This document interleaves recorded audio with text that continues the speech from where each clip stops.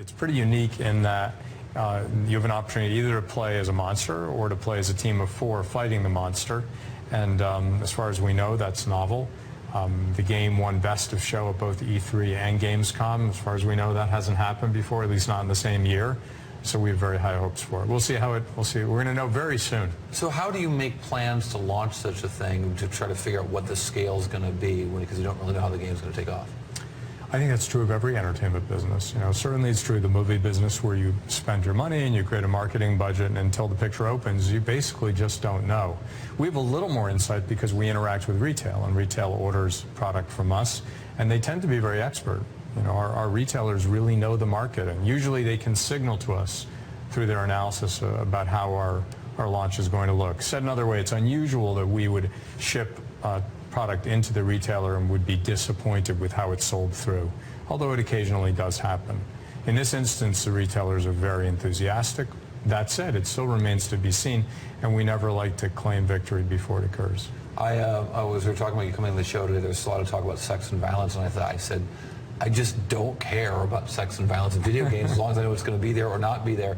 Is that because I'm morally bankrupt, or is that just, or is the market just bigger that there's more room for other things? I think you said it right. You want to know it's there. It's incumbent upon us to deliver a rating, to stand by the rating, and to market appropriately to the right audience. And the rating system that the ESA and the SRB particularly uses is the most robust in the industry in that it has the highest level of compliance as measured by third parties.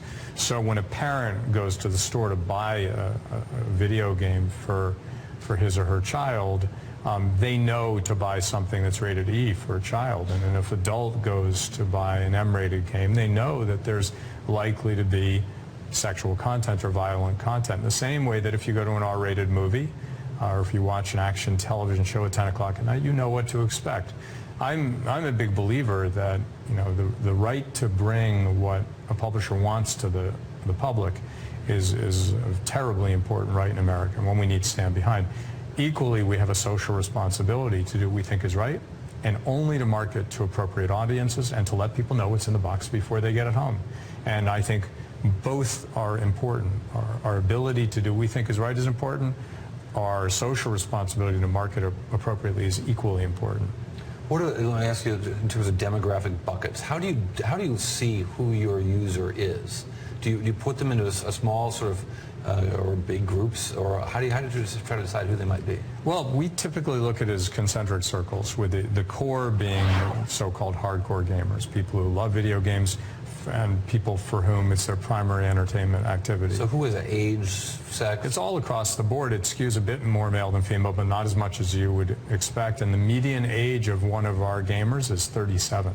So really adults and older adults. And I think the reason for that is that one consumes for the rest of one's life the entertainment about which you are passionate in your late teens.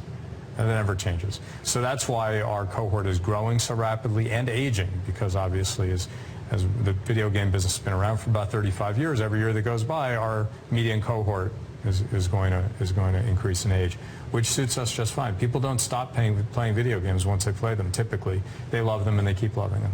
Then the second circle, if you will, would be people who play video games sometimes, but for whom it's not their most important activity. And then the third is a very broad audience who's sort of interested in video game entertainment, but it's not their primary or even secondary activity. In the case of a Grand Theft Auto 5 with 45 million units sold in to date, one has to believe you've really addressed the entire market. In the case of certain other titles, you might only address the core market.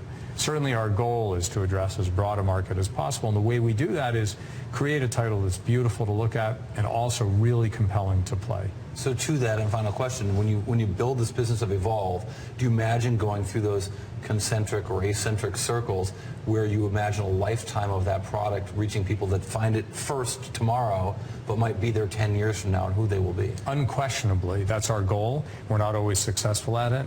If a great movie is a good story well told, a great video game is easy to approach, difficult to master.